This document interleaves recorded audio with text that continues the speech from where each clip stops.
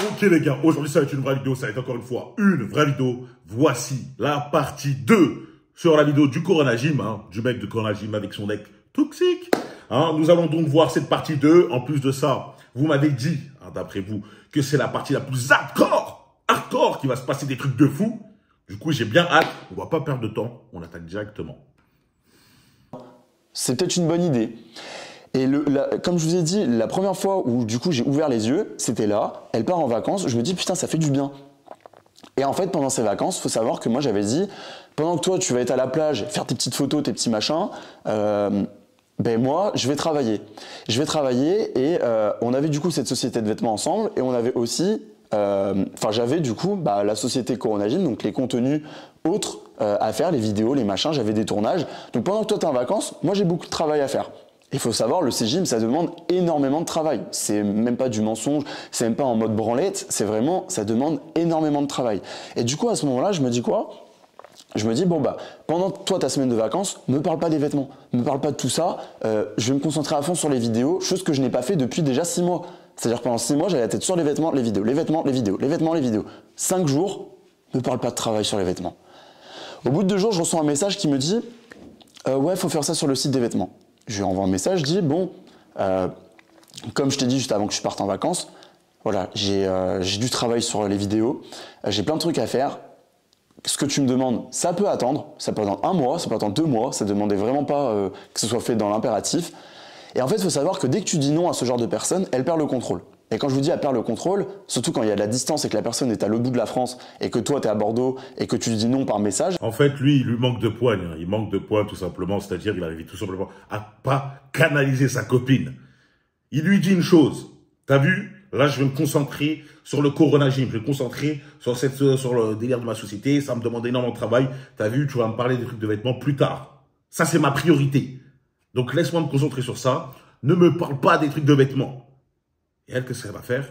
Parce qu'elle cherche à titiller, elle cherche des problèmes. Et il y a un truc sur les vêtements à faire. Normalement, tu dis, oh, t'as pas compris ce que je t'ai dit? Je parle pas assez français pour toi. Je t'ai dit que je dois me concentrer sur ça. Je t'ai prévenu, non? Normalement, il doit lui parler d'une manière masculine pour lui faire comprendre que ce n'est pas bien comment elle agit. Lui, il devait être trop doux. La guimauve, trop doux. Encore une fois, je veux pas le plaindre, c'est sa première relation, sa première vraie relation. Il était jeune. Mais au moins, il y a beaucoup de choses qu'il a pu apprendre à travers ça. Par message, elle ne peut rien faire. Donc elle perd le contrôle. Et là, c'est pétage de câble. Première fois qu'on m'insulte de tous les noms possibles et inimaginables, qu'on me dit que je suis une vieille merde, que je n'arriverai à rien dans ma vie. Il faut savoir que cette personne, je lui donne du travail. Je, objectivement, lui donne un cadre de vie différent de celui qu'elle avait avant. Je me jette vraiment pas des fleurs, mais si on prend les choses dans l'ordre, je l'élève socialement sur plein de trucs. Et ça serait mentir de dire l'inverse. Et moi, tout ce que j'ai à dire, c'est vraiment pourquoi me cracher dessus quand tu as en face de toi quelqu'un qui te donne du travail, t'apporte de l'amour, essaie de faire en sorte que tu aies tout ce dont tu as besoin. Mais parce qu'elle te respecte pas. C'est parce qu'elle te respecte pas. Pourquoi tu me craches dessus? Je t'ai tout donné, un travail, je te donne un cadre de vie, un lifestyle, tu me craches dessus. Elle te respecte pas. T'as beau tout lui donner, elle s'en fout de toi. Les gars, vous devez comprendre qu'au bout d'un moment, lorsque vous êtes trop féminin avec une femme, et qu'elle rentre à mort dans son côté masculin, ce qui n'est pas sa place d'origine, elle doit être féminine, c'est une femme, qu'est-ce qui va se passer? Elle va vous pousser à bout, tellement à bout, vous dire les pires choses pour que normalement en vous, cet homme qui est en vous, se réveille. Le Hulk qui est dans le corps de Bruce Banner se réveille et commence à dire « Stop! Stop !»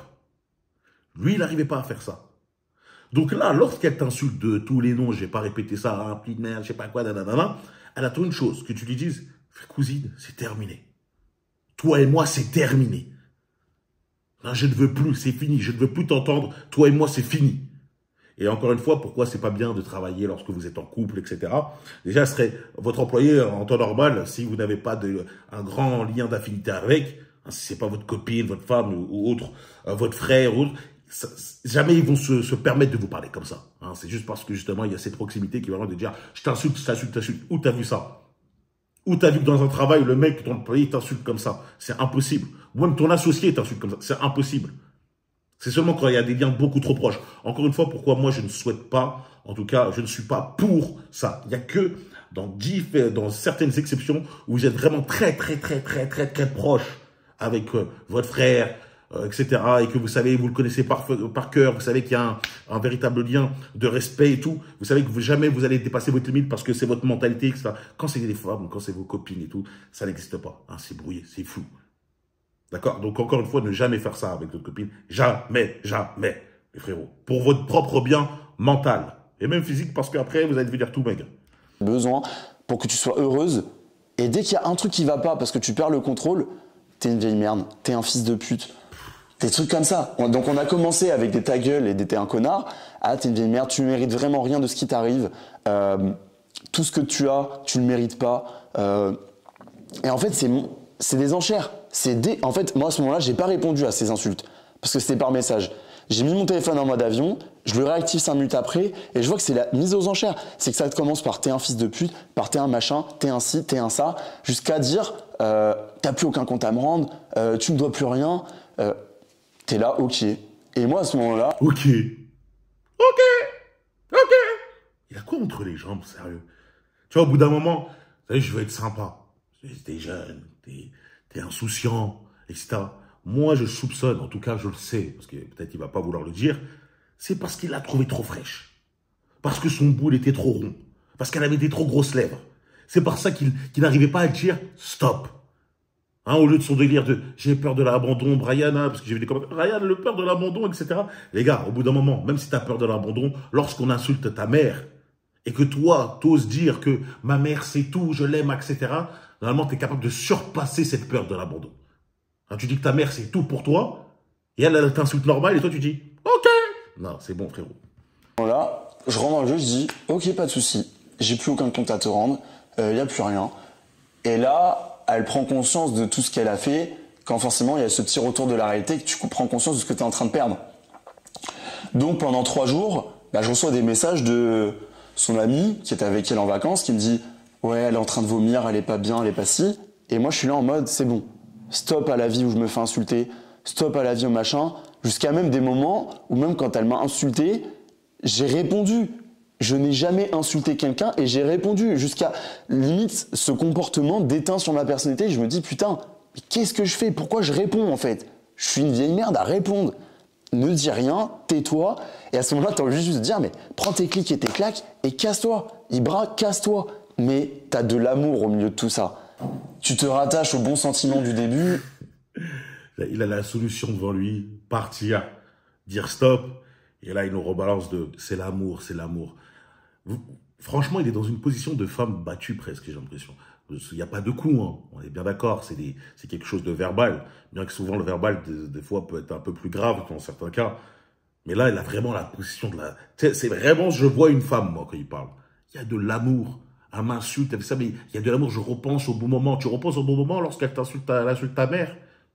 Tu repenses au bon moment lorsqu'elle dit que tout ce qui t'arrive, tu ne le mérites pas. Tu veux repenser à quoi? Au début de la relation, il y a 3 ans, je sais pas, ça fait combien de temps ils sont ensemble, mais tu vas passer aux premières semaines lorsque vous êtes ensemble et que ça se passait bien. Vous savez, ce manque de rationalité est encore une fois quelque chose de féminin. Et je suis forcé de constater qu'il est dedans. J'espère juste que maintenant, il a su augmenter la libido, tu vois. Mais je pense que, ouais. Enfin, la testo. Début, et t'as de l'amour. Et donc moi, je dis, ok, c'est bon, c'est décidé, je quitte cette personne. Okay. Quand elle revient... D'accord. Vous connaissez une séparation, ça peut parfois très bien se passer, comme ça peut ne pas très bien se passer. Et ça supplie, et ça machin. Et moi, j'étais trop fébrile pour me dire, la personne ne va pas changer. Elle est comme ça fondamentalement, c'est dans le fond, il y a un truc qui va pas. Du coup, j'ai accepté le fait qu'elle revienne. Et on a réglé ça avec un restaurant. Je vous dis ça avec cette intonation de voix pour montrer à quel point j'étais d'un ridicule. Oui. Et ce n'est pas normal. Ce n'est pas normal. On ne règle pas les choses avec des restaurants, des... Je confirme. Je pense vous l'avoir dit dans la dernière vidéo, mais je connaissais un couple qui était dans le même délire. À chaque problème, à chaque grosse dispute, et on part à Marrakech, et on part en Turquie, et on part en Thaïlande, et on se fait ci, et on se fait ça. Comme si ils allaient oublier tous les problèmes qu'ils ont eu vécu, etc. Sauf que, encore une fois, c'est un temps déterminé. Après, ils vont revenir directement dans le monde réel et ça va repartir en live. c'est un restaurant. Tu sais, il était faible. Il s'est laissé contrôler parce qu'il a entre les jambes. Il a rien entre eux, il n'y a pas les cojones, mais il a quand même le bâton et il se laissait contrôler par ça. Se rend des machins et un cadeau et un passe. Parce que le problème, il sera toujours là. Vous avez beau le contourner, il reviendra toujours. Et si le problème, il est dans le fond, il ressurgira, peu importe votre âge, peu importe la situation, peu importe la personne. Et vous allez le voir après, c'est très drôle parce que là, ce que je vous dis, c'est un quart de l'histoire qu'il faut savoir. Et un quart de ce que j'ai vécu et de ce que j'ai subi. C'est vraiment pas facile pour moi de parler de tout ça. Je suis désolé si franchement il y a des fois je m'éloigne un petit peu du sujet et que vous avez l'impression de me perdre. Mais je veux vraiment me livrer. Si la vidéo fait 1 heure, je veux vraiment que vous entendiez ce que j'ai à vous dire. Et libre à chacun d'écouter ce que j'ai à dire.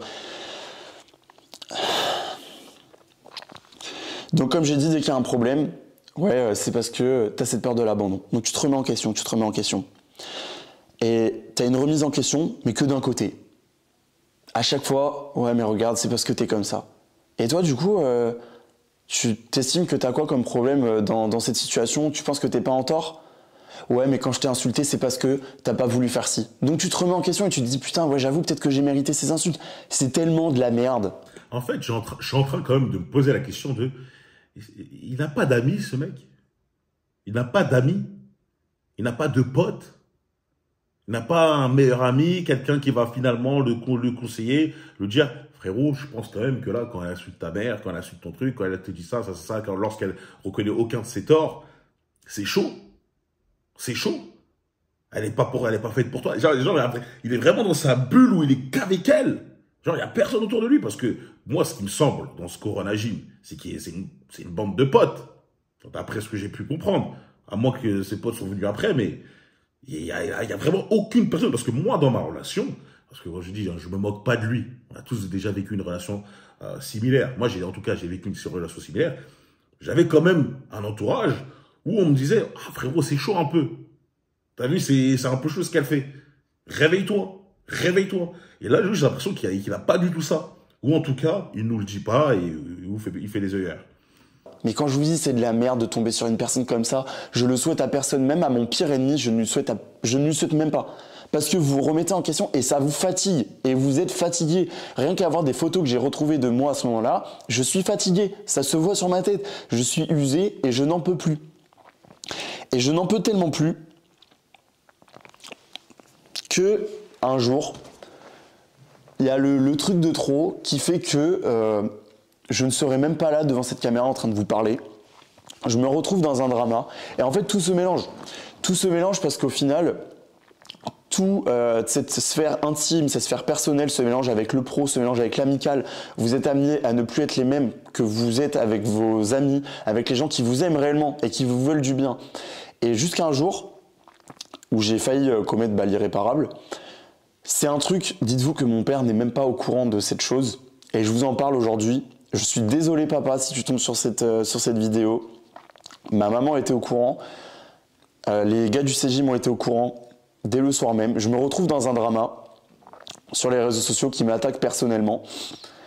Et en fait, j'étais tellement pas bien dans ma vie, j'étais tellement pas bien au fond de moi, alors que c'est trop bizarre parce que j'étais en train de monter le CJ, tout fonctionnait. On a les meilleurs contrats. J'ai la vie que j'aurais aimé avoir il y a genre 2-3 ans. Tout ce que je suis en train de construire, je n'en prends pas conscience et je me retrouve dans un drama. Un truc qui n'est pas censé vous atteindre au plus profond, mais on m'attaque personnellement, je me prends une vague de haine. Comme tout créateur de contenu qui est capable de se prendre une vague de haine, ça arrive à tous les créateurs, il faut avoir les épaules, sinon tu ne fais pas ce métier. Et en fait, il faut savoir que ce soir-là, j'ai une personne en face de moi.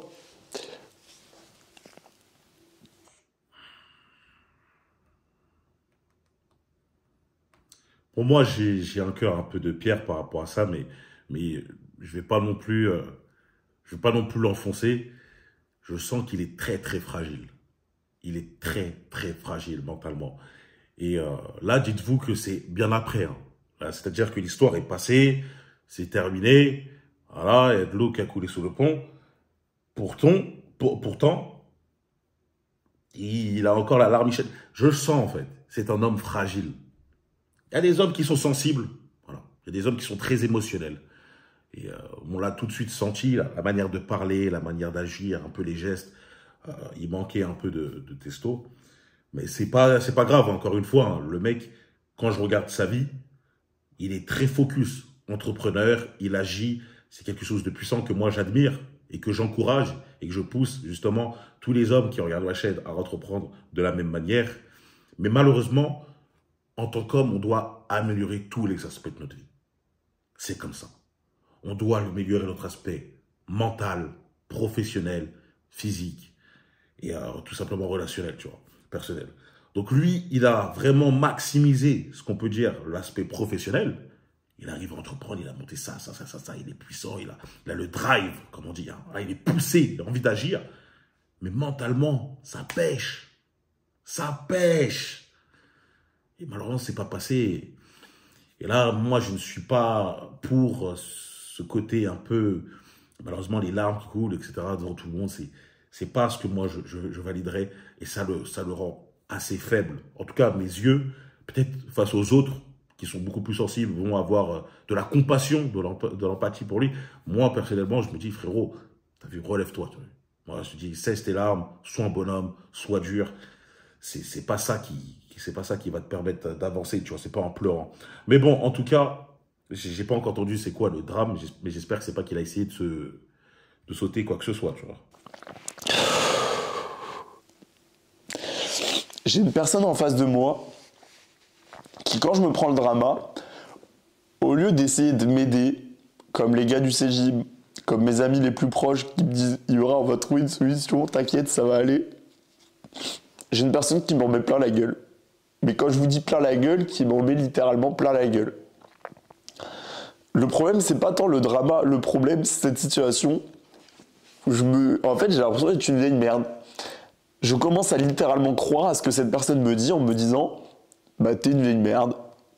Et ne fait qu'enfoncer le couteau encore plus dans la plaie. Et ce soir-là, j'ai fait ma première tentative. C'était vraiment la période la plus sombre de ma vie. J'ai toujours été un enfant hyper joyeux. J'ai toujours été un enfant qui a le sourire, qui a le smile. Je veux que tout le monde se sente bien. Quand je suis avec quelqu'un, je veux que ça aille bien. Je demande tout le temps, ça va, tu vas bien, tout va bien. Et c'est la première fois où j'ai voulu mettre fin à mes jours à cause de ça. Et en fait, c'est tout un contexte dans lequel j'évoluais où je me suis dit, mais en fait, j'avais l'impression qu'il n'y avait personne pour m'aider. J'avais l'impression qu'il y avait littéralement personne pour m'aider et que j'étais en train de creuser ma propre tombe. Donc là, je suis dans une phase où vraiment c'est compliqué. Et heureusement, on passe à une phase que j'ai appelée la révélation sur mon téléphone. Vous savez, je vais juste parler un petit peu de ça. Tous ceux qui essayent de sauter la veille, etc. C'est quelque chose que moi, je condamne à 100%. Pourquoi? Parce que vous laissez une famille derrière vous, vous laissez des personnes qui vous aiment. Et souvent, les raisons sont... Je sais qu'il y a beaucoup de personnes qui disent « Mais Brian, ce que tu dis, c'est incroyable, non, c'est justifié, etc. » Ça ne justifie pas la peine que vous allez infliger à vos proches. Des fois, il faut vivre. Il faut essayer de traverser cette vallée qui est sombre, qui est dure, cet enfer, pour justement retrouver la lumière au bout. C'est une épreuve qu'on vous inflige. Et c'est souvent, essayer de sauter, de je sais pas quoi, etc., c'est prendre la solution de facilité, et c'est la solution qui va blesser le plus votre famille. Donc, personnellement, encore une fois, je trouve que c'est un acte vraiment de faiblesse. C'est pas quelque, je suis pas en train de me moquer, etc. Comprenez-moi bien, je suis contre ça, justement. Les mecs qui ont des problèmes, allez parler. Blablabla. Mais je ne pourrai jamais valider, personne ne jamais dire, ouais, je comprends, sa vie, elle était trop dure, et il a dû mettre un terme à je sais pas quoi et tout. Non, frère. Il y a des gens qui vivent des choses mille fois plus dures que vous, et pourtant ils ont su se relever. Ils ont su se relever. Et quand moi j'entends son histoire, un drama, une copine qui ne le soutient pas, il se dit, ah, dans le drama, j'espère que ma copine va me tenir la main et me dire que, tiens, bébé, sois fort et tout, et au final, elle l'a enfoncé. Ça montre encore une faiblesse, tu vois. C'est pas si grave. Personnellement, j'ai vu des trucs beaucoup plus horribles. J'ai vu des gens, leurs familles se sont fait bombarder, etc. Ils arrivaient le poing serré, ils n'avaient pas eu de larmes, et ils avançaient, ils essayaient de continuer. Donc, quand je compare à ça, excusez-moi de réfléchir de cette manière.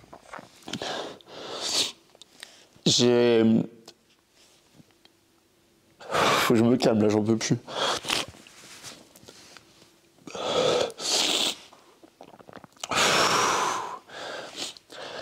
au bout de 1 an de relation, je fais un feat avec Lucas Gouif et GBZ, Antoine GBZ. D'ailleurs, si vous passez par là, un gros big up. C'est littéralement ceux qui m'ont le plus ouvert les yeux et qui m'ont sauvé. J'ai pas honte de le dire. Je fais un feat avec eux. C'est la première fois que je les rencontre. Ils viennent 2 jours sur Bordeaux. Ces 2 jours sur Bordeaux, ils ont le temps d'analyser dans quel contexte j'évolue. Voir mes amis, voir ma sphère personnelle, voir mon appartement, voir comment cette personne me parle, voir ce qui gravite autour de moi. Et il faut savoir que Antoine et Lucas, à ce moment-là, comme j'ai dit, ils me connaissaient que des réseaux. Donc ils avaient une image de moi, de ce que je voulais mettre en avant sur les réseaux. Mais là, ils ont vraiment vu tout ce qui se passait en dehors de ça.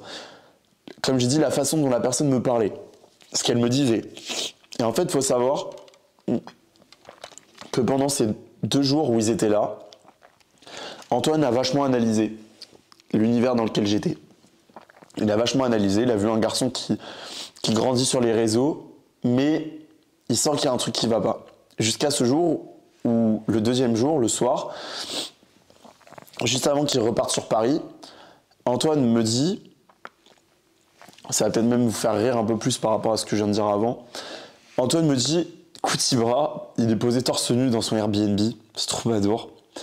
Il me dit, écoute Ibra, tu vois ta meuf, comme ça, hein. Je lui dis, ouais, qu'est-ce qu'il y a? Il me dit, tège la mec. Il me dit, tège-moi ça, s'il te plaît. Il me dit, je t'en supplie, vraiment, enlève ça de ta vie. T'as vraiment pas besoin d'une fille comme ça. Vous savez, ce qu'ils disent est ultra intéressant, parce que j'ai parlé du contexte, du fait qu'il ça se trouve, il n'est pas entouré, il n'a pas d'amis, il parle de ça à personne, etc. Parce que, vu dont la manière sa copine se comporte avec lui, c'était évident qu'elle se comporte pas avec lui, elle ne manque pas de respect, seulement dans la sphère privée. Hein. Même quand ils sont dans la rue, même quand ils sont dans le restaurant, même qu'ils marchent, supermarché, etc., de lui mettre des coups de pression du futur. Et lui, il va faire, excuse-moi, et tout, tu vois. Donc, ça veut dire, les autres ont dû le voir. J'espère que ses potes, proches, etc., ont dû lui dire la chose. Mais malheureusement, parfois, même si c'est nos potes avec qui on traîne, etc., ils vont nous dire quelque chose, ça ne va pas rentrer dans notre crâne. Ça ne va pas vouloir nous impacter. On va dire, mais vas-y, c'est bon, qu'est-ce qu'il raconte? Ou ça va rentrer d'une oreille, ça va sortir par l'autre. Et parfois, pour aucune raison logique, pour aucune, mais vraiment aucune, un mec, au hasard, un mec que tu vas rencontrer, comme il le dit, ça fait 2 jours que tu l'as rencontré, 2 jours que tu parles avec lui, il va voir la situation dans laquelle tu es, il va te dire, franchement, frérot, c'est chaud, là, ce que tu dis. C'est chaud. Et bizarrement, ces paroles à lui vont être beaucoup plus fortes et impactantes que tous tes proches. Vous avez sans doute déjà vécu ça. Alors, on a dû déjà vous dire pas mal de choses. Une fois, je sais pas, un comportement que vous avez eu, etc. Vous dites, je m'en fiche. Puis un jour, c'est une personne au hasard qui va vous dire ça. Franchement, ton comportement, il est vraiment pas possible, etc. Et pourtant, ça va te faire un électrochoc. Donc ça c'est marrant parce qu'encore une fois, j'ai déjà vécu cette chose-là. Où c'était vraiment quelqu'un de rien à voir qui me dit quelque chose et ça m'a ouvert les yeux. Je me dis, mais pourtant, c'est pas la première fois qu'on me le dise. On me le dit, c'est pas la première fois, puis je l'ai entendu à H24, mais je sais pas, la manière dont toi, tu me l'as dit, ça m'a impacté de ouf. Donc, non, ok, intéressant. Et je lui demande pourquoi. Et il commence à m'expliquer les tenants et les aboutissants de ce qu'il a vu pendant 2 jours. Et il me dit, mec, c'est pas normal qu'on t'inflige, que tu mérites ça. C'est pas normal que tout ça soit autour de toi avec ce que tu es en train de construire à côté. C'est pas normal. Ton cercle le plus proche, ça doit être celui qui t'aide le plus. Et là, tu es en train de te perdre et tu prends même pas conscience de ce que tu es en train de construire. Tu n'as même pas conscience de tout ce que tu es en train de créer juste à cause de ça. Et c'est là que vient la 2e phase où j'ai vraiment pris conscience des choses, où je me réveille. Là, il y a le Ibra qui est en train de se dire « Ok, je suis en train littéralement de creuser ma propre tombe. Faut se réveiller, gros, parce que tu es en train de te niquer ta vie et tu vas tout niquer à cause de ça. » Il y a, à ce moment-là, quand il me dit ça, je vais pas parler de tout ce que je ressentais avant. Dans tout ce que je vous ai dit avant, il ne le connaissait pas. Les insultes, tentatives de suicide, l'image des réseaux que cette personne avait, que j'essayais de rehausser en essayant de la faire passer pour une bonne personne, entre guillemets, essayer de donner vraiment, de véhiculer une bonne image d'un couple bien, d'un couple sain, de quelque chose de cool. Et il n'avait pas tous les tenants et les aboutissants. Il a eu du flair, le bouga. Soit il a eu du flair, soit vraiment... C'est-à-dire que même sans savoir tout ça, elle devait vraiment te cracher dessus devant tout le monde, normal. Et le pire, c'est que le mec, tu le connaissais depuis 2 jours. C'est-à-dire, si elle te parle mal devant un mec que tu connais depuis à peine 2 jours, j'imagine pas avec j'imagine pas comment elle te parle avec ceux que tu côtoies au quotidien. Il connaissait rien du tout de cette histoire. Il a juste vu 2 jours et il a dit gros, s'il te plaît, tège-moi ça. Et je vous assure qu'il me l'a dit comme ça, c'est pour ça que je le dis avec autant de... pas de cruauté, mais aussi neutre. Il m'a vraiment dit tège-moi ça gros. Il m'a dit ta meuf, tège-la. Et moi à ce moment-là, je prenais déjà conscience des choses. Comme je vous ai dit, j'étais dans une phase où j'étais pas très compliqué, je me sentais vide. Enfin, c'était vraiment pas facile, c'était très compliqué et je me sentais très vide. Et donc, je monte sur Paris 5 jours plus tard. Et c'est la première fois que je bougeais en dehors de Bordeaux sans cette personne. Et je leur raconte vraiment tout ce que je viens de vous dire avant. Je leur raconte et Antoine, trop content. Antoine, trop content, il me dit « Ouais, je suis trop content, j'ai réussi à démasquer et tout. » Et il me dit « J'en étais sûr qu'elle était comme ça. » Et il faut savoir qu'il y a un point hyper important. Quand je repars de Paris, du coup, je suis dans le Uber pour aller jusqu'à la gare, jusqu'à Montparnasse. Et Antoine, il me dit « Tu vas voir quand tu vas rentrer. » Je dis « Quoi ?»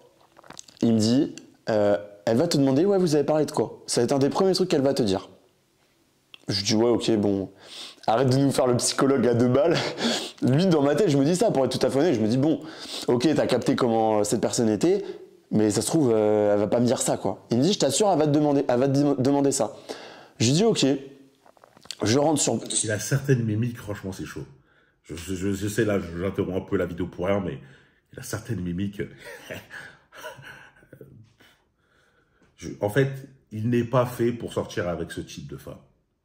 Tu vois, il y a une phrase qu'Al Capone avait dit, je crois que c'est le rappeur Al Capone ou je sais pas quoi, il avait dit « Si tu ne sais pas maîtriser cette femme-là, laisse-la à un autre, car lui arrivera à la maîtriser. » C'est exactement ça, frérot.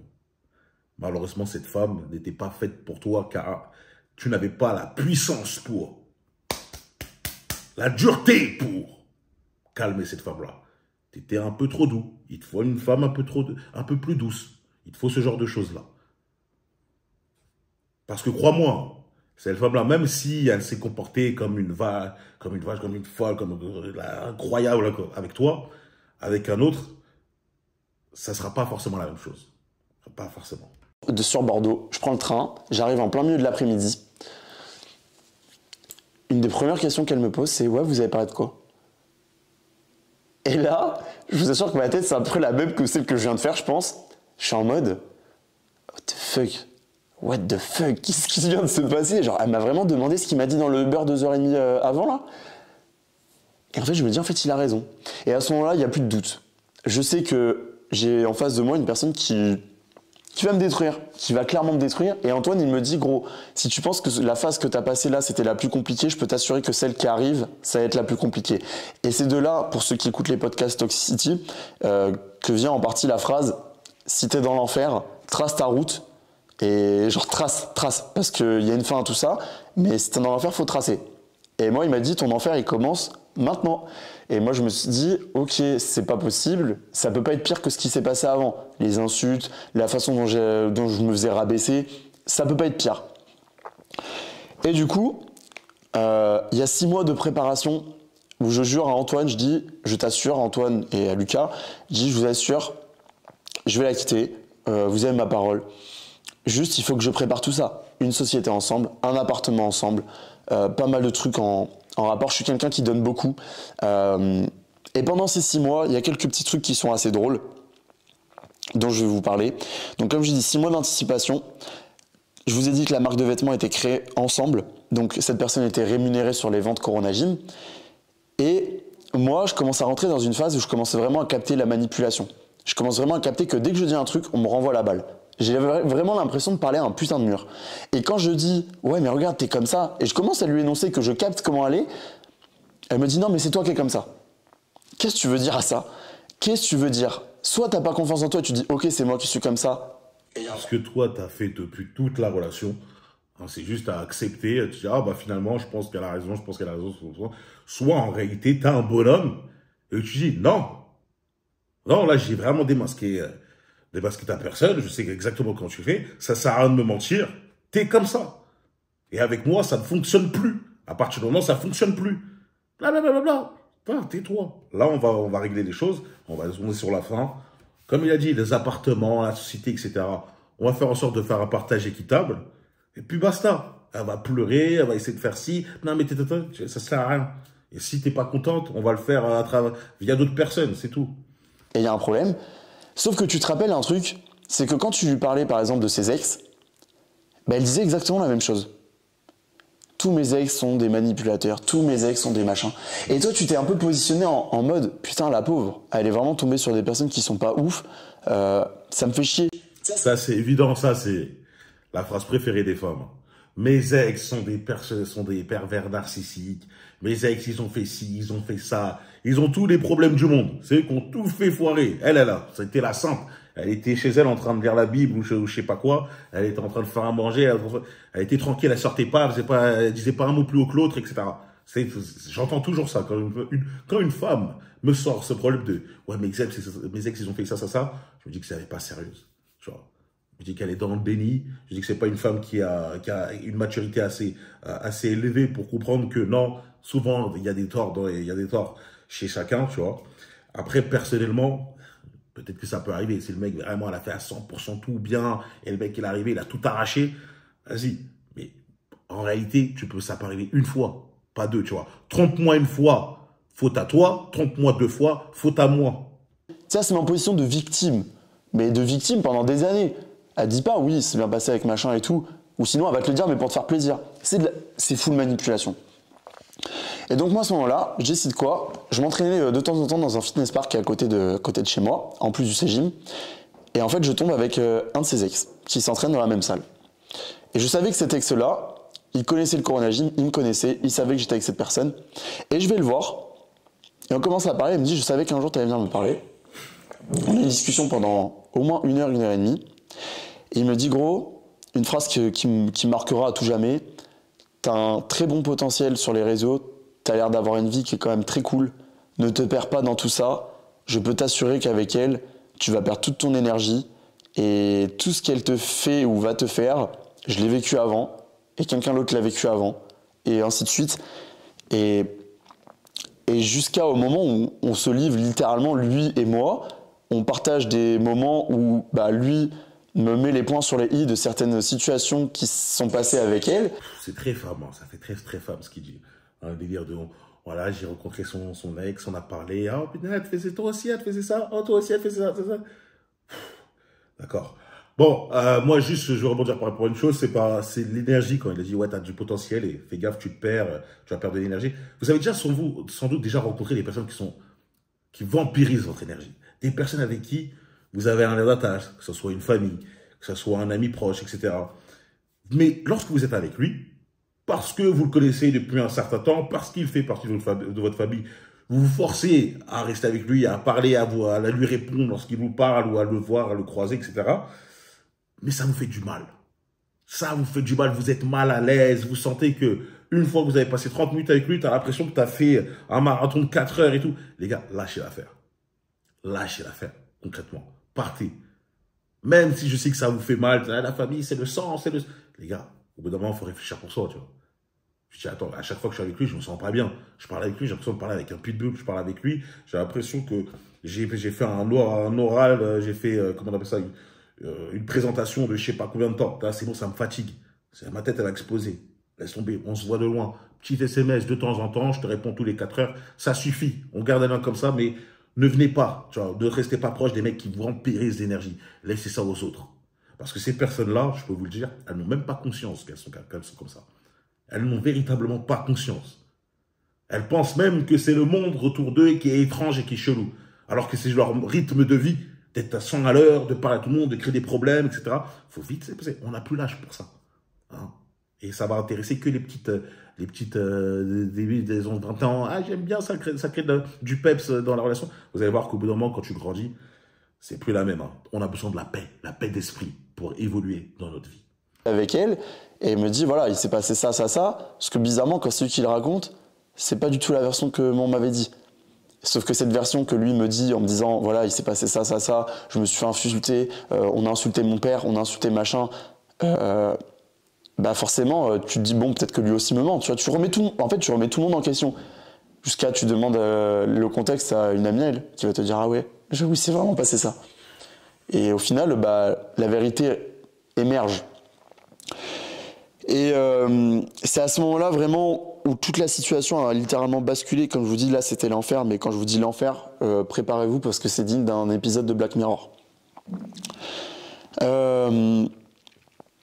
Moi, à ce moment-là, quand j'ai ces 6 mois de préparation, on va dire d'anticipation avant de quitter cette personne pour bien faire les choses, j'apprends que cette personne-là, en parallèle de la société qu'on a créée de vêtements, crée une autre société de vêtements dans mon dos, alors qu'il y a des clauses qui font qu'elle n'a pas le droit de faire ça, mais elle veut, encore une fois, avoir le beurre et l'argent du beurre. Grâce à tous les fournisseurs que j'ai réussi à avoir, grâce à tout ce que j'ai créé moi de mon côté, tout ce que je lui ai apporté comme plus-value vis-à-vis de la création de vêtements, bah, elle veut copier la même chose d'un autre côté. Ouais, ça m'étonne pas, hein. Elle l'utilise en fait, hein. Clairement, elle est avec lui pour l'utiliser. Je sais même pas s'ils ont encore des rapports, je sais même pas s'il y a encore de l'intimité entre eux, mais quelque part, elle reste, elle dit, je vais prendre ses contacts, je vais prendre son réseau, je vais faire ci, je vais faire monter mon truc. Ce que la plupart des femmes, ça va m'attaquer pour ça, mais beaucoup de femmes qui ont un physique très attrayant utilisent parfois des mecs qui sont cotés sur les réseaux, cotés dans la vie, qui sont assez célèbres et tout, pour prendre un peu leur lumière, parfois pour se lancer après, d'une manière indépendante, hein. Bizarrement, j'ai tellement d'exemples qui me viennent à l'idée que voilà, j'ai pas envie de faire, comme on dit, du name dropping, dire les noms et tout. Mais vous inquiétez pas que lorsque je vous dis ça, vous n'êtes pas surpris. Vous dites pas, ah bon, Brian, vous avez aussi plusieurs têtes qui vous viennent, enfin plusieurs images qui vous viennent en tête. Donc voilà quoi. Là, clairement pour elle, elle s'est dit, c'est fini avec lui, hein. L'attractivité, elle est terminée. Elle le trouve plus attirant du tout. Hein, ça fait très longtemps qu'elle le considère plus comme son mec. Mais je dis, il y a quand même un billet à gratter avec lui. Côté, sauf que là, cette fois, l'argent est que pour elle et pas pour le Cégim, elle. Là, c'est que pour elle. Donc, j'ai appris ça en plus dans mon dos. Un jour, je reçois les prochains vêtements Corona Gym et en fait, je vois que dans le carton, il y a des séparateurs. Je fais putain, c'est bizarre. Et en fait, je vois il y a des trucs qui correspondent pas du tout à ce qu'on est censé faire. Et en fait, c'est là que j'apprends qu'il y a une autre société qui est en train de se créer avec une amie à elle. Et moi, je suis là, mais attends, je t'apporte tout sur un plateau en or, on est en train de tout construire et tu vas me faire un truc qui est concurrent à moi. Et tu vas quand même continuer à gagner de l'argent avec ce que je t'ai créé. Et t'as en face de toi une personne qui va te dire non, c'est pas de la concurrence, non machin. Et en fait, t'y crois tellement t'as envie d'y croire. Ça fout le démon. Maintenant, j'ai envie de me gifler. Non, mais il est naïf ce mec. Franchement, au bout d'un moment, on peut plus dire que c'est une excuse de l'amour. Il y a autre chose. On peut plus me dire, Brian, c'est l'excuse, c'est la peur de l'abandon. C'est autre chose. Comme je vous l'ai dit, il était hypnotisé. Soit il s'est dit, je vais jamais retrouver un boulard Sacom, soit je ne comprends pas, tu vois. Il y a vraiment, bon, enfin, si, pour moi, c'est ça la raison, tu vois. Et tu peux pas me dire, ouais, c'est l'amour, c'est l'amour. Non, frérot. C'est que tu t'es dit, ouais, ça va être chaud de retrouver un paquet pareil. Donc, voilà, je pourrais pas, je préfère accepter ça. C'est compliqué, hein. C'est compliqué parce que t'as pas 14 ans non plus, frérot. T'as vu, t'as pas 14 ans, t'as ouvert tes sociétés, t'as charbonné, t'es intelligent. Ça se voit que t'es intelligent. T'es efféminé, mais t'es intelligent. Et t'y crois tellement que tu te dis putain, mais c'est pas possible. Quand j'ai dit mais, calmez-vous, hein, c'est pas un... ouais, YouTube, hein, c'est pas un mauvais point d'être féminé. C'est vraiment pas possible que la personne elle arrive à me manipuler autant et tu te dis ouais j'avoue peut-être qu'elle a besoin elle de se dégager du revenu sans dépendre de moi par exemple. C'est ce qu'elle te dit et donc t'as envie d'y croire. Mais en fait c'est de la putain de concurrence et en plus elle utilise tous les fournisseurs, tous les machins, toute la pub Corona Gym que tu lui as faite, bah elle va l'utiliser pour créer sa propre truc qui va viser à te détruire en fait. Tu lui donnes toutes les cartes en main et une fois que la personne a toutes les cartes en main, elle s'en sert pour te niquer. Mais tu le vois pas comme ça quand t'es dedans. Et donc forcément moi, quand j'ai vu cette création de société d'un point de vue extérieur et que j'ai vu l'onglet Notre Histoire, oui, on a toujours voulu faire ça, machin et tout, j'ai rigolé. Mais j'ai rigolé, je me suis dit, mais en fait, il n'y a pas que moi qui se fait manipuler. Genre, il y a littéralement toute une communauté qui est en train de se faire baiser et ça me fout le seum, ça me fout le démon. Et j'ai rien dit pendant 10 mois, mais attendez, on va y venir. 10 mois, t'as rien dit. Comme je dis, le meilleur reste à venir. C'était pas le plus drôle à vivre, mais le meilleur reste à venir. Donc, moi, quand je quitte la personne, sachez que à ce moment-là, je me dis, ok, quand tu vis avec une personne comme ça qui t'a pourri la vie, qui t'a déstabilisé pendant des années, que tu t'es remis en question, tu sais que t'es pas blanc dans l'histoire non plus. Tu le sais, ça serait vous mentir de vous dire que je suis blanc dans l'histoire.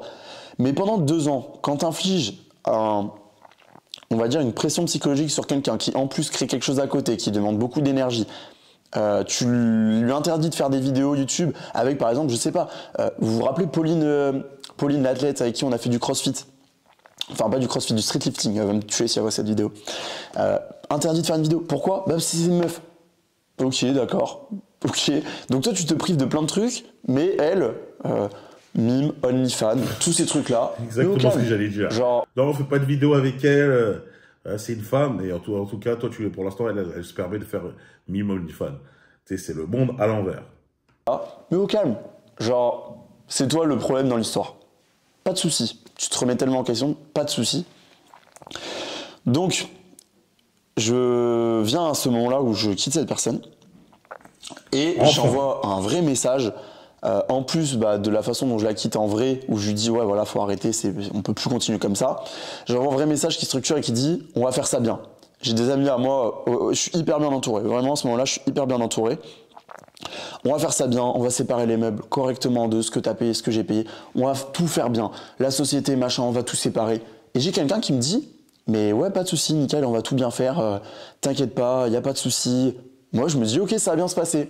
En parallèle, j'ai GBZ qui m'envoie des messages, qui me dit, gros, je cherche pas, ça va pas bien se passer du tout. Ça va vraiment pas bien se passer. Et moi, je me dis, mais attends, elle m'a dit que ça va bien se passer. Pourquoi ça se passerait mal? Je la quitte, écoutez bien. Je la quitte un jeudi. Ce jeudi, je décide le soir d'aller dormir chez Dylan. Je la laisse dans l'appart. Je m'en vais chez Dylan, on joue à la play, j'essaie de penser à autre chose. Et le lendemain, au lieu de retourner dans la maison, parce que je savais qu'en retournant là-bas, j'allais me refaire manipuler bêtement et ça se trouve, j'allais retourner avec cette personne, je dis vas-y, je vais aller chez maman. J'envoie un message, je dis je vais chez maman, je te fais confiance, je te laisse dans l'appart, retenez bien ça. J'ai l'impression qu'elle va lui faire une folie. La meuf, elle va faire quoi? Elle va vider l'appart, elle va prendre les meubles, etc. Si elle fait ça, c'est vraiment une rat. C'est la rat ultime. Elle a un fond qui est plus que mauvais. Là, je vois son fond. Moi, je la plains à demi. À demi, pourquoi? Parce qu'il l'a poussée. Hein, comme j'ai dit quelque part, malheureusement, il l'a poussée dans ce délire-là. Et c'est un peu comme les mecs qui disent, vas-y, je vais voir où ce que ça va aller. Je vais voir où le délire va jusqu'à aller. Au lieu de couper court, hein, ça la gangrène arrive, boum, tu coupes le bras. Tu dis, attends, vas-y, je laisse. On va voir où ce que ça va aller. Et tu sais même que ça peut que empirer. Ça peut faire une catastrophe. À la fin, c'est toi qui meurs. C'est ton corps entier qui meurt. Mais le mec, en fait, c'est comme ça. À force de l'avoir poussé dans ce côté masculin, poussé dans ce côté méchant, etc., c'est devenu un bonhomme. En face de lui, il avait tout simplement un homme. Et bon, après, je dis pas qu'un homme rat, etc., il n'y a pas de corrélation. Mais je veux dire que je pense qu'elle est très vindicative. C'est-à-dire qu'il se dit, ah, ok, ça va se passer, ça va se passer. Tu vas voir qu'en fait, je vais te mettre une douille. Ça, je te fais confiance. La personne me répond. T'inquiète, t'as pas besoin d'enlever tes affaires de l'appartement, il n'y a pas de souci. Fais-moi confiance. Moi, je me dis, ok, pas de souci. GBZ encore qui m'envoie des études en anglais. Non, mais là, GBZ, il était encore plus impliqué que moi. C'était vraiment le professeur dans la Casa des Papel. Il m'envoie des études en anglais, il me dit fais gaffe, ce type-là de personnes, gros, quand elles sont en train de perdre ce qu'elles ont entre les mains, et qu'en plus c'est des choses qui ont une forte valeur pour elles, elles sont prêtes à tout, voler, machin. Moi je me dis ok, tu m'envoies ça, mais bon, elle a l'air de me dire que ça va bien se passer. Je me dis ok, je m'en vais chez maman pendant 2 jours. Déjà j'en ai marre qu'ils disent maman, tu vois, je m'en vais chez maman, je peux pas. Ok. Mais il a l'air quand même d'être dans le monde du bisounours. Hein. Mais elle m'a dit ça. Elle m'a dit que tout allait bien se passer. Pourquoi ça va se passer mal? Ça se passe bien. Elle m'a dit. Elle a juré. Maman, je lui parle un petit peu des choses, mais elle n'est pas au courant de tout. Parce que je veux préserver ma mère de tout ça et je veux pas qu'elle s'inquiète pour moi. Donc je lui dis pas tout, je lui dis juste que c'est en train de se finir et que voilà, j'ai pris ma décision et que c'est clair, net et précis. Parce qu'à plusieurs reprises, vous vous rappelez la fois où j'ai dit que je l'avais quitté une première fois, elle a quand même appelé ma mère pour venir me dire qu'il fallait que je reste avec elle. Moi, face à ma maman, qu'est-ce que vous voulez que je fasse? J'ai ma mère en face de moi, j'ai cette personne. Est-ce que vous croyez vraiment que je suis capable? Alors forcément, je suis quelqu'un qui est dur mentalement, mais j'ai ma maman qui me dit t'inquiète, ça va aller et tout, essaye de l'écouter. Non, t'es pas dur mentalement, frérot. En tout cas, dans tout ce que tu as montré, c'est que de la faiblesse. C'est aucune dureté. Tu as montré que tu cédais rapidement, tu as montré que tu n'avais pas de principe, tu as montré que tu n'avais pas véritablement de backbone, comme on dit, de Lilith. Donc, bon, voilà. Après, peut-être dans ton monde professionnel, tu es dur mentalement, c'est-à-dire que tu sais que s'il y a un obstacle, tu cherches des solutions, tu arrives à surpasser ça et tout. Mais dans ta vie perso, frérot, t'es loin d'être un homme dur mentalement. Je peux que écouter ma maman. Et en fait, plusieurs fois, elle s'est extirpée des situations comme ça en essayant de manipuler les gens autour de moi et en essayant de faire en sorte que ça se repasse bien. Parce que forcément, ça se passait bien, on va dire socialement. J'étais la poule aux œufs d'or, littéralement, pour elle. J'étais une putain de poule aux œufs d'or. Et j'ai pas honte de le dire, et je dis pas ça pour me jeter des fleurs. Juste, j'étais une putain de poule aux œufs d'or, mais d'un côté, j'étais la pire des merdes, le plus gros des connards, je méritais rien, et c'est trop bizarre. C'était trop bizarre. Même d'en parler, ça me fait bizarre. Bah oui, ce qui est bizarre, c'est que par rapport à ta situation, normalement, tu la tiens ça comme. Ça comme. C'est toi qui devrais avoir les rênes. Sauf qu'elle a réussi à te faire un boulot pour qu'en fait, ce soit elle. Bizarre. Et du coup, je m'en vais chez maman pendant 2 jours. Je reviens, et quand je reviens à l'appartement, là, la situation dégénère complètement. Faut savoir qu'à l'appartement, à cette époque-là, j'avais une collection. Vous savez, les tout premiers iPhones sous blister. J'en ai parlé dans quelques vidéos, grosso modo. Certains savent que j'ai cette collection. Et cette collection, bah, ça cote. Ça cote vraiment, parce que tous les premiers iPhones sous blister, bon, je n'ai pas envie d'entrer dans les détails, mais en gros, il y en a pour 300, 400, 500 000, 600 000 euros, suivant les iPhones que tu as. Et j'avais une enveloppe dans laquelle je mettais du cash en espèces. Et je mettais du cash qui traînait quand je récoltais, je vendais un truc sur le bon coin, machin. Ma tirelire, en fait. Tirelire cochon, quoi. Et je rentre, et je sais pas pourquoi, par putain de réflexe, je vais voir cette enveloppe. Et là, je vois, il manque 3 000 euros de cash, ou 2 000 euros, je me rappelle même plus. Il manque du cash. Et là, je me dis, ok, on joue plus au même jeu. Je vais voir ma collection d'iPhone. Et là, je vois, il manque des affaires. Je pouvais plus, je dormais plus la nuit. Je me réveillais le matin, je buvais des Red Bull. 3, je me rappelle, le jour de la séparation, je bois 6 Red Bull. Genre dans la journée. J'en bois 3 le matin et 3 tout au long de la journée. Et je suis fatigué, j'en peux plus. Et la personne essaie toujours de me retourner le cerveau et je me remets en question et je me dis, j'ai peut-être pas pris le bon choix. Parce que je pense à cette promesse que j'ai faite à GBZ et j'ai dit, je vais me sortir de ça.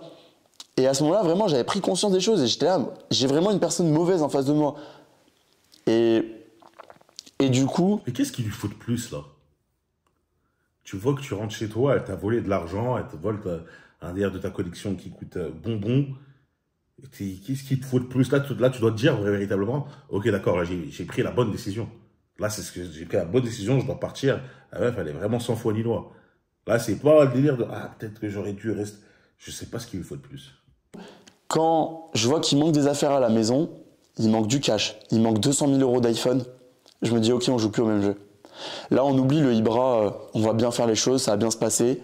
Là, je vous le dis honnêtement, je suis rentré en mode Dark Vador. Enfin, je vous dis en mode Dark Vador. Hulk. C'est ce qu'on attendait là, le Hulk. Ça fait 6 mois, je préparais cette séparation. Je peux vous assurer, avec toute l'honnêteté que j'ai, qu'il n'y avait même plus d'émotion. Là, on touche à mes affaires. Là, en fait, en gros, dans ma tête, c'était soit tu vas te faire écraser, soit t'écrases. T'as plus d'autre solution. Le but, ça va être d'écraser.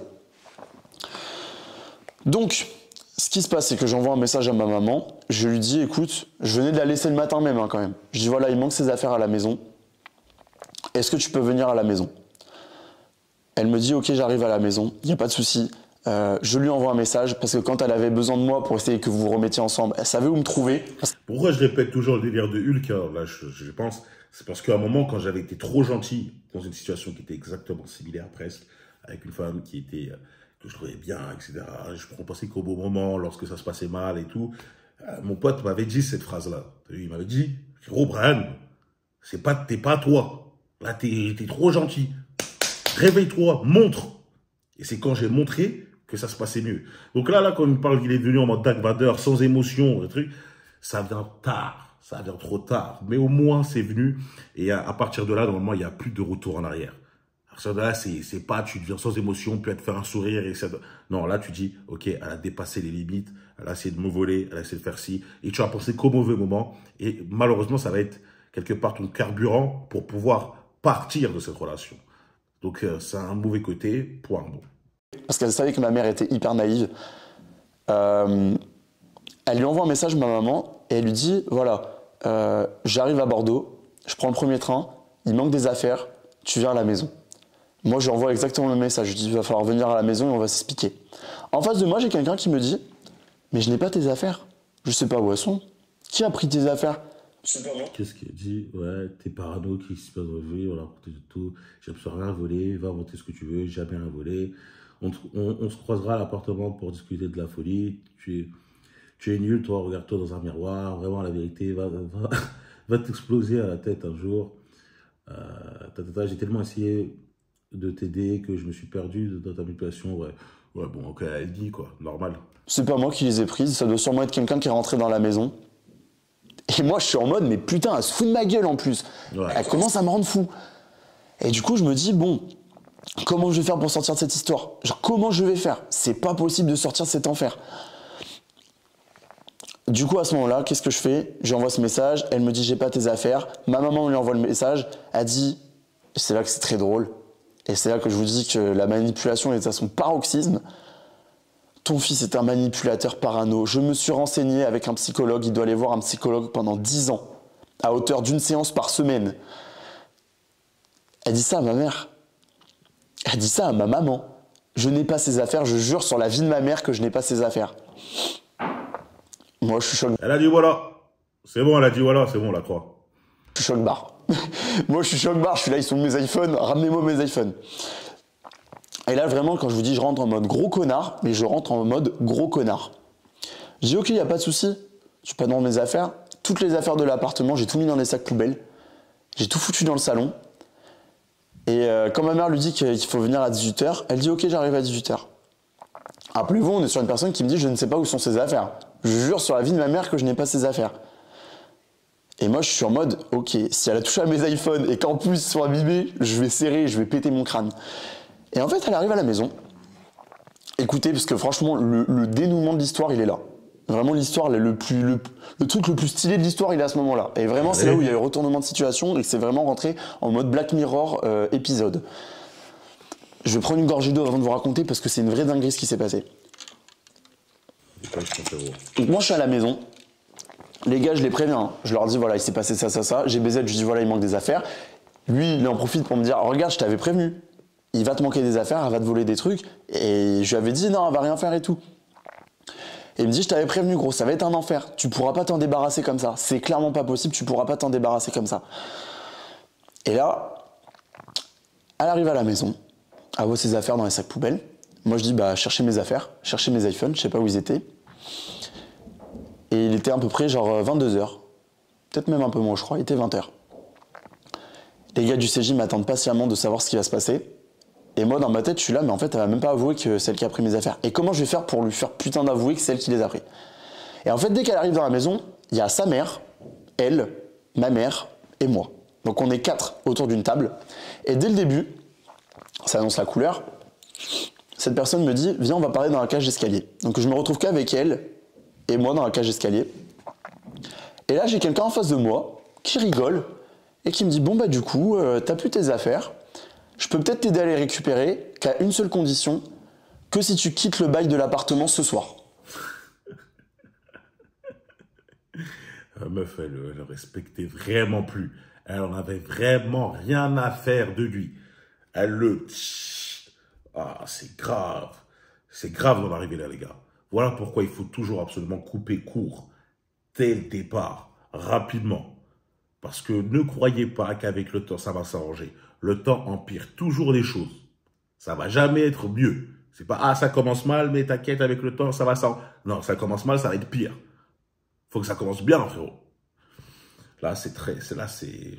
Elle me dit ça. Je préfère pas dire. Alors, il faut savoir que cet appartement, il est magnifique. L'appartement dans lequel je vis encore actuellement.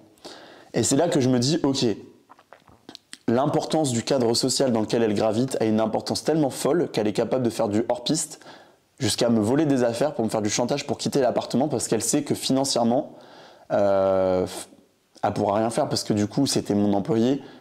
Et elle sait que, autrement que si je signe pas la fin du bail de mon côté et que je le quitte, elle peut rien faire. Cet appartement, elle le perd. Et c'est tellement un symbole d'avoir un appartement comme ça pour une influenceuse.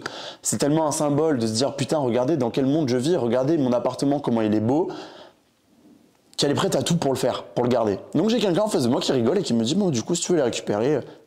Et moi, je commence à rigoler de nerfs. Je dis, La meuf, elle vend ses fesses, elle monte ses fesses pour gagner de l'argent. Qu'est-ce que tu t'attends? Tu t'attends à quoi d'une femme comme ça? En fait, je comprends pas. La meuf, littéralement, elle se dit, j'ai envie de me faire des sous facilement de cette manière-là. Est-ce que tu t'attends à une femme avec une morale de fou? Hein, parce que, comme je dis encore une fois, j'ai rien contre les femmes qui font mime et tout, mais il faut le dire. Lorsqu'elles décident de marchander, de rendre leur corps comme une marchandise et de le vendre, moi, je suis pas en train de me dire qu'elles ont la vertu en première pensée, tu vois. Littéralement. je dis, tu sais quoi? Ben, garde mes affaires, il n'y a pas de souci. Et c'est là que la situation a totalement dégénéré. Parce que j'avais deux solutions. C'était soit je la jouais en mode russe dans l'escalier, soit je la jouais en mode intelligent. Merci Ibra d'avoir pensé de la jouer en mode intelligent parce que je suis pas le mec dans ces situations-là qui réagit le mieux en étant tout à fait objectif avec moi-même. Je rentre dans l'appartement, il y a ma mère et sa mère, je prends mon téléphone et je mets tout sur enregistrement. Réponds-moi simplement à cette question. Si tu ramènes mes iPhones, qu'est-ce que je dois faire? C'est pas ça la question. Dis-moi, si, moi c'est une question que je te pose. C'est une question que je te pose. Regarde, tu veux pas la mettre. Si quelqu'un n'avait appris tes iPhones, qu'est-ce qu'on aurait fait? Pourquoi tu retournes la situation? Non, c'est juste une Tu question. retournes. Je t'ai posé une question, réponds à la mienne.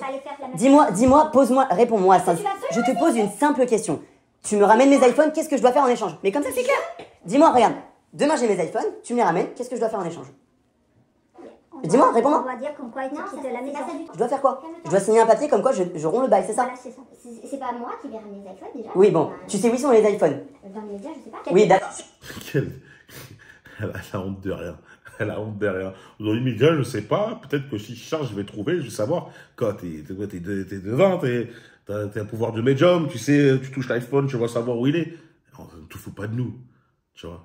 Moi, je vois ça, t'avoues, en fait, tout simplement. T'avoues que t'as les iPhones. Et voilà. C'est vrai. Elle est stupide, hein. Elle est stupide. D'accord, tu sais où ils sont. C'est du vol. Tu sais que. Aujourd'hui, dans mon téléphone, j'ai des enregistrements. C'est fin de carrière. Hein. C'est même attaquable en justice. J'ai des trucs de fou furieux dans mon téléphone. Et j'ai mis mon téléphone sur enregistrement et je vais vous expliquer ce qui s'est passé. Donc, comme ma mère n'était pas au courant et qu'elle était encore sur le schéma de « ouais, c'est pas moi qui ai ses affaires, machin, machin », dès que je rentre, je d'annonce la couleur à ma mère. Je dis « voilà, il s'est dit ça dans la cage d'escalier. Elle sait où sont mes affaires. Juste, il faut que je quitte le bail de l'appartement. » Et moi, du coup, je suis posé à table, j'ai mon tel sur écoute. Personne ne sait que j'enregistre. Ni ma mère. Personne. Et c'est vraiment ça qui m'a sauvé. Putain, merci. J'enregistre. Et en fait, j'entends ce que je veux dans l'enregistrement. Et sa mère est complice du truc. Sa mère est complice du putain de truc. Vous vous rendez compte de la dinguerie? Quand on dit les chiens font pas des chats, putain que c'est vrai. Eh, les gars, c'est tellement vrai. C'est tellement vrai. Méfiez-vous des femmes qui ont une... Je sais que pour certaines personnes, ce que je veux dire, ça peut être grave, mais qui sont super fusionnelles avec leur mère. Parfois, les gars, ça cache des trucs sombres. Elle va être capable de faire une folie, hein, de vous faire quelque chose dans le dos, le dire à sa mère, et quand vous allez le voir, la mère va vous serrer la main, va être souriante avec vous, etc. C'est chaud, c'est chaud. C'est vrai. C'est putain de vrai. Où sont mes affaires? Comme je t'ai dit, il faut que tu quittes le bail de l'appartement. Ok, pas de souci. Donc on est d'accord, c'est du chantage. Le tel est posé sur la table, j'enregistre. On est d'accord, c'est du chantage. Vous êtes bien d'accord? C'est du putain de chantage que vous êtes en train de faire. Y a pas de souci, moi je vais le quitter. Juste on est d'accord, c'est du chantage. Vous avez pris mes affaires pour que je m'en aille de l'appartement. Et en plus j'entends qu'elle est prête à prendre un crédit pour garder l'appartement qui est en location quand même. Et j'entends un oui, c'est du chantage. Sa mère qui confirme, elle qui confirme. Et en fait, dès que j'entends ce que je veux dans l'enregistrement, écoutez bien, la situation là, elle a putain de changé. Et je vous dis, c'est une putain de dinguerie. Je lève mon téléphone, et quand je lève mon téléphone, on voit la bande son sur le téléphone, que ça enregistre. Et là, le visage déphase. Les deux là, le visage déphase. Et pendant que ma mère tournait le dos, avant que je lui montre l'enregistrement, j'avais le droit à des clins d'œil, j'avais le droit à des sourires. Parce que ma mère le voyait pas, elle était à côté de moi, et dès qu'elle me tournait le dos en mode « Ibrahim, c'est vrai ça, machin », je la voyais, elle rigolait derrière. En mode « Je suis en train de te niquer ta vie ». Ouais, tu vois, elles ont honte de rien, ces femmes-là. Elles ont honte de rien. Elles essayent de t'enfoncer.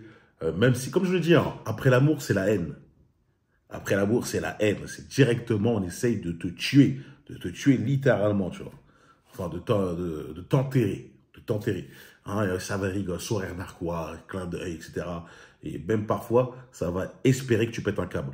Bon, personnellement, cette vidéo-là, je pense qu'on peut s'arrêter là, parce que là, on nous parle d'histoire d'appartement, de bail, etc. C'est plus vraiment ce qui m'intéresse de ouf.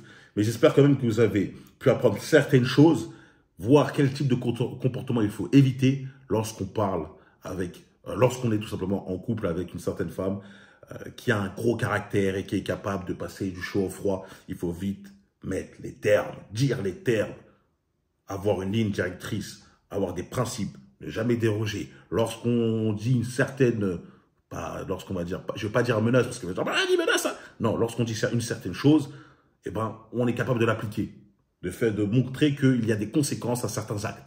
C'est ça que je veux dire. D'accord? Donc, franchement, c'était une vidéo très intéressante. Moi, je pense que forcément, c'est sa copine qui est dans le tort à 1000%, mais il y a quand même, ça vient quand même du fait que, malheureusement, il n'était pas assez masculin pour elle. Et souvent, les femmes qui sont très féminines ont besoin d'un homme très masculin, etc. Tu vois, c'est de la logique. Et même si vous avez une attirance et que ça peut fonctionner dans un sens, bah sur le long terme, ça ne suffira pas si l'un des deux ne change pas. Si l'un des deux ne change pas, et normalement, dans la logique des choses, c'est à l'homme de s'endurcir. Tu vois, c'est pas à la femme de faire en sorte qu'elle s'adoucisse. C'est à l'homme de s'endurcir. Ok, bon, c'est la vidéo pour aujourd'hui. J'espère que cette partie 2 vous a carrément plu. N'oubliez pas de vous liker, de vous abonner, de partager, de rejoindre la meute, les loups sur The Foreign Place, The Alpha Place, mon groupe gratuit pour ceux qui essaient de checker, Patreon, vidéo exclusive. On parle sur Instagram, Brian.Foreign. En plus, il y a une autre effet de photo pour les curieux. N'hésitez pas à checker. Et on se retrouve très très vite. Petit commentaire for real pour me dire que vous avez vu la vidéo jusqu'à la fin. Et on se retrouve très très vite, les loups. Peace.